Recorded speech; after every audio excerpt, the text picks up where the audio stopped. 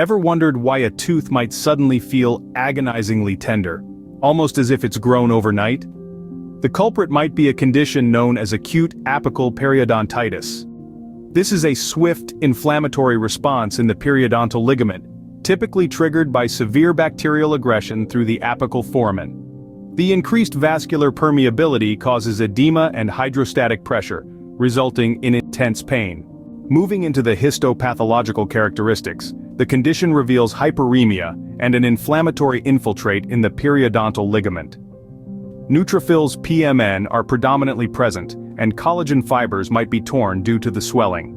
Now, how does one diagnose this condition? Acute apical periodontitis presents itself with several distinctive signs and symptoms. Firstly, there will be severe, spontaneous, and localized pain. The tooth will be sensitive to touch and might feel as if it's grown. There could also be slight tooth extrusion to accommodate the swelling.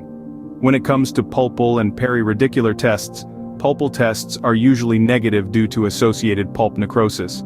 There will likely be a positive percussion, which could be painful, and palpation may reveal sensitivity, depending on the inflammatory response. Radiographic findings can also assist in diagnosis. An X-ray will show thickening of the apical periodontal ligament due to tooth extrusion. However, there will be an absence of periradicular bone resorption due to the rapidity of the process. Once diagnosed, the treatment of acute apical periodontitis involves the elimination of the offending agent through instrumentation, irrigation, and canal medication. A subsequent session will then be necessary to fill the tooth. For symptomatic relief, the occlusion might need to be removed, guided by carbon paper wear. An analgesic or anti-inflammatory prescription will also be provided. So, to recap, acute apical periodontitis is a rapid inflammatory response in the periodontal ligament due to severe bacterial aggression. The symptoms include intense pain, sensitivity to touch, and a feeling of tooth growth.